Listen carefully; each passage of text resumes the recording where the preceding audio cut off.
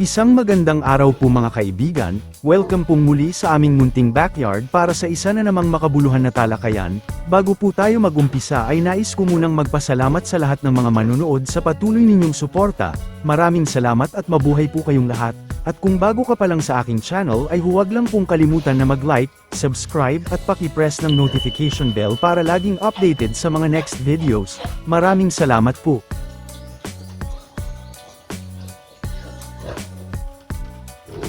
Nandito ulit tayo sa aming mga 5 days old piglets. May mahalaga na naman akong ibabahagi sa inyo ngayon patungkol sa pagkakaroon ng infeksyon ng mga alaga. Ano ang isa sa mga dahilan kung bakit nakakapasok ang mga bakterya o viruses sa kanilang katawan na pinagmumulan ng kanilang pagkakasakit? Kaya minsan ay magtataka na lang tayo na may pamimilay, pagtatae, lagnat, nanghihina at marami pang mga karamdaman. Para po sa mga baguhan pa lang ay panuurin hanggang dulo ang video upang magkaroon ng mga simpleng kaalaman na maaari gawin sa inyong backyard. Stay tuned at enjoy sa mga bagong kaalaman. Maraming salamat po. May ipapakita po kami sa inyo at siguro ay napapansin din ninyo ito sa inyong mga alaga.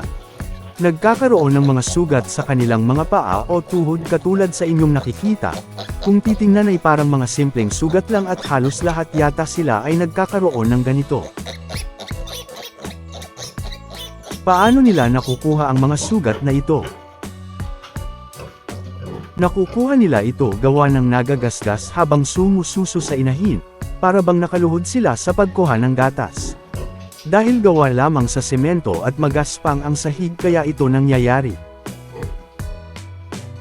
Kung inaakala lang natin ay simple at normal lang ito, pero ito po ang dahilan kung saan isa sa mga entry point ng mga bakterya, ang pagkakaroon ng mga sugat, at dito na rin mag-uumpisa na magkaroon ng impeksyon.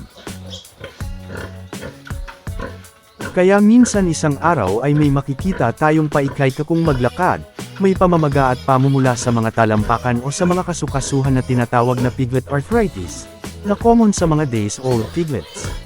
Minsan napagkakamalan natin dahil sa sobrang kalikutan nila kaya parang napipilayan, o di kaya ay naapakan ng mama pig. Ito rin po ang sanhi sa ibang karamdaman tulad ng pagtatae, lagnat, ubo at iba pang mga respiratory diseases.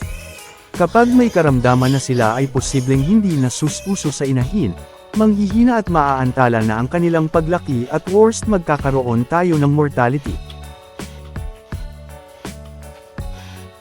Madali pa naman silang madapuan ng mga sakit dahil hindi pa malakas ang kanilang antibodies na labanan ang mga ito. Ano naman ang pwede nating gawin kapag nakikitaan na natin na may mga sugat?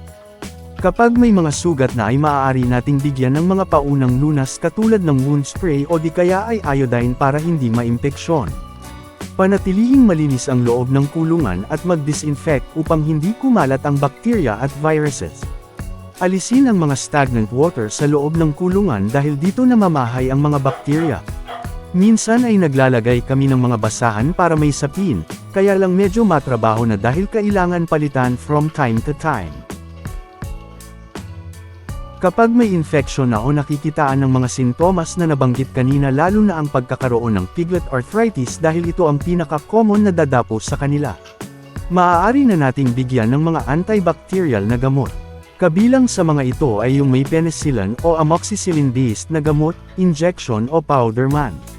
Basahin lamang ang label sa bawat gamot na bibilhin para sa tamang dosage at administration. O mag-comment kung may katanungan at sisikapin ko pong masagot sa abot ng aking makakaya. Maglalagay din po ako ng video link sa description patungkol sa paggamot ng ganitong karamdaman. Dito nila nakukuha ang mga sugat lalo na kung nag-aagawan sila sa gatas.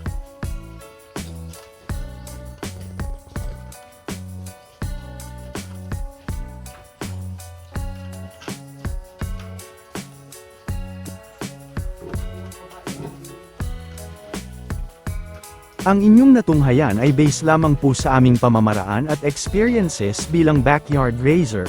Maaaring hindi angkop ang aming pamamaraan sa ibang mga nag-aalaga. Hanggang dito na lamang po ang aking video. Sana ay inyong nagustuhan at may nakuhang mga simpleng kaalaman sa munti kong ibinahagi. Hanggang sa muli, Daghang salamat sa inyong oras sa panunood at happy farming po mga kaibigan.